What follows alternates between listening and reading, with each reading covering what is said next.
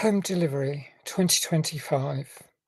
On the face of this, it felt like a heteronormative film full of gender norms, but there is one surprise at least in it. It's not exactly an LGBTQIA plus film, but stick with it if you want some fun, something that is derived from the assumptions people make during the whole process of giving birth. I'll just leave it at that. So it has the energy and hilarity of Little Miss Sunshine 2006.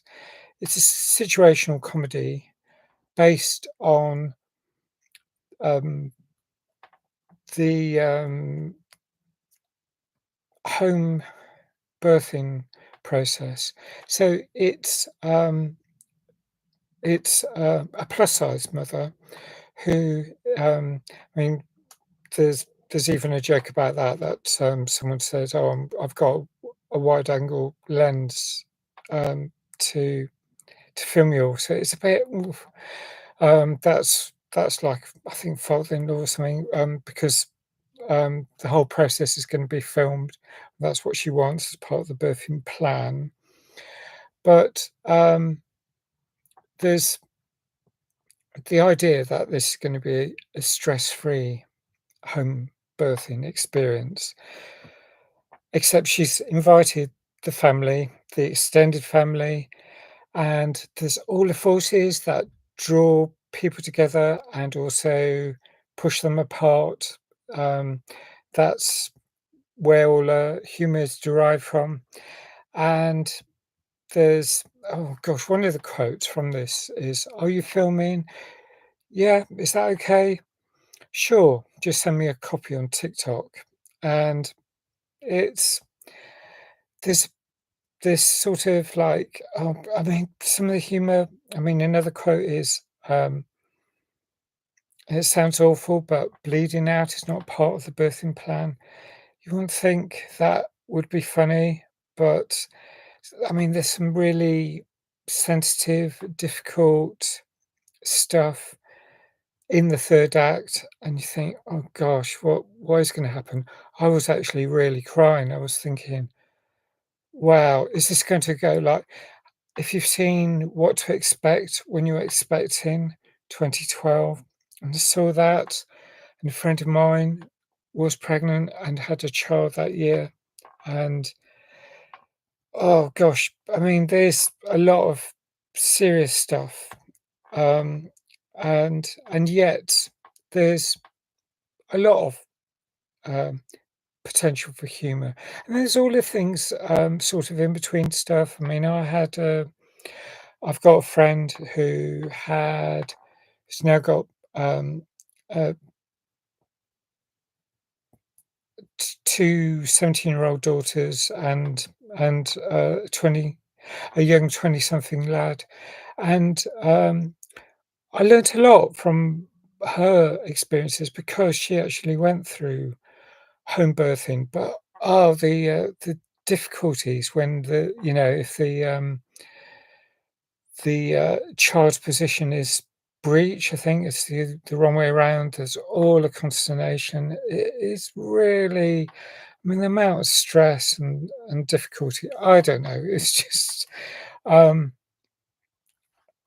um, I mean, stuff like having doulas, I mean, I've seen a few films. I saw that another, no, I won't talk too much about other films, but, there are a few that I might review at some point because they deserve, recognition because they cover quite, heavy, sometimes very serious subjects, but also important subjects to understand.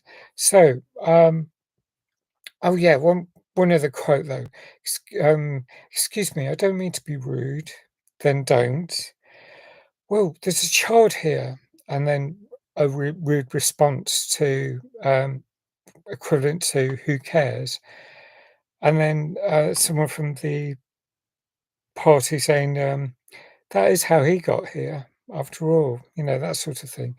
The characters are like there's Melanie Field who plays, I would say the protagonist, who's Ellie Ferguson. I mean, she's called Bits throughout this film, sort of like a nickname, but her name's Ellie, and her partner is they've met they met in rehab, and there's sort of like some tension. There's some looking down the nose between sisters. I mean, th- there's a lot of tension between the sisters because there's like the grandmother is so keen. I mean, the grandma to be, she's so keen to be grandmother, and she expects her daughters to have children. I mean, that's a perennial thing in films like this. Um, and Leslie Ann Warren plays her, and there's a lot of tension comes from her. But then there's the sister who is Amy, played by Lindsay Sloane. There's Kevin, her husband, and right at the start of the film, you see Kevin having a vasectomy. It's just like, just when he has it, there's a phone call from uh, from Ellie saying, my water's breaking down. It's happening. Get over straight away. And it's just like everyone's like getting in their cars, heading over to this to the house, and they're going to be put out for the next few days. And they've made up the rooms to look good. Like comfortable and everything. And so you expect things to be all right on one level, but there is the whole emotional and tension simply between family members, all the water under the bridge that makes things difficult. There's like uh, um, various themes. Like, how do I explain this? I'll say that multiple miscarriages comes up, um, personal sacrifices that demonstrate love. There's adoption. There's scenes of happy tears. There's real tender scenes that really got me.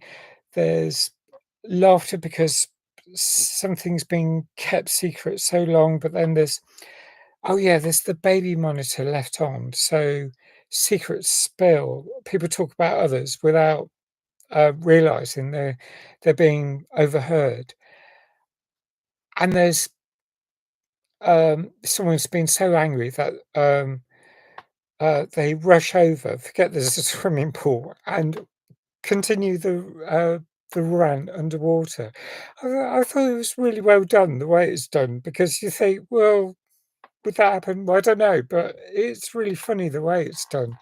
So, and there's the whole idea of placenta eating, and I've experienced that through this friend, one of the friends I've mentioned who's had children. And I thought, I mean, it's supposed to be healthy, and there's supposed to be traditions in different parts of the world. So there's stuff about midwives and backup midwives and backup midwives, and there's some scenes really creased me.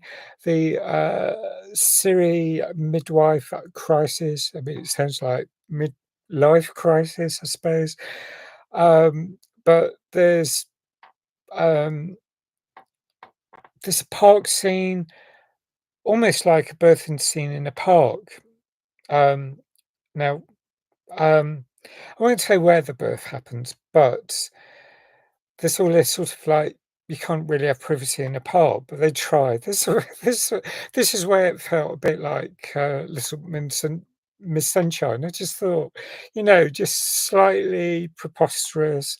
It's like when family members get together and they try and make things work. Pop, pop, pop, pop. I don't know. Um, the sort of I mean, Jimmy, who plays, Jimmy's the partner to the protagonist, Ellie, uh, Donald Faison, I think he's quite, one of the characters who first appears in the credit roll. So I was thinking when I looked down the credit roll, the roles weren't all in order, but I think it's more in order of the fame of um, the, um, the actors concerned. So that's what sometimes confuses me. I mean, there's the element about I couldn't even find the trailer to start with to look at it because things don't. It, it's very recently released. It's on Sky and Now TV now, but I couldn't find that much about it. So when I decided to watch it, I didn't see the trailer till afterwards. But once I saw started when I started watching it yesterday, I thought, is this going to be a film I like or not? And I wasn't really sure. I went for it anyway. I'm really glad I did see it, but not being able to find it on Wikipedia, the thing it is on IMDb. So, I get to see the length. Oh, yeah, when I'm selecting a choice, I try and look at the length of a film, but you can't see the synopsis or much detail when you just have an icon on Now TV as a streaming service. It just gives you very basic we just now give you the, Rotten Tomatoes and IMDb scores, so that's something, so you can go on what other people think about the film. But I don't necessarily go on that. I want to know, um, when I choose to see a film, I tend to want to know more about what length of film it is, what type of film it is. Is it gonna be, um, stuff that I'm gonna find uncomfortable? In the last 24 hours, I felt physically not that well, and so there's that to be taken into consideration as well. Like I mentioned about the squeamishness I felt from seeing One of Them Days, another very recently released film from 2025. So there's some stuff that I feel, am I gonna handle it? And if I can't find the information, and there isn't that much, in terms of squeamishness. There might be some traces of blood on clothes and stuff like that. Relatively small amounts of blood, nothing major. So, um, I wouldn't think it's a major content warning unless you don't like blood at all, which case maybe avoid it, in which case me mentioning it here probably should deserve some sort of content warning and apologies for that. But, um explain it like that. Yeah, I have probably medium level squeamishness. I don't just pass out at the sight of blood or anything, but there's a certain amount where I find it, I have to sort of steel myself, and I feel like I can almost pass out simply because of the suggestion of things like the blood donor scene that I said I saw in One of Them Days. So this film isn't like that, and I enjoyed it, and I think it was a real brilliant roller coaster, had its ups and downs, tears, lots of laughter, and I'm going to score it 8.75. I mean, there is even that little surprise element that I thought worked absolutely beautifully, and I thought the way people react when they're talking behind a closed door, in one scene whilst they're being overheard. I mean, there's a lot of overheard, that humour comes through on that as well. But yeah, 8.75. I'd love to know how that compares with what you think if you've seen this film. Um, um, so please like if you like this review. Thanks for subscribing if you do. Please hit the notification button, and I hope to see you again soon. Okay, bye for now.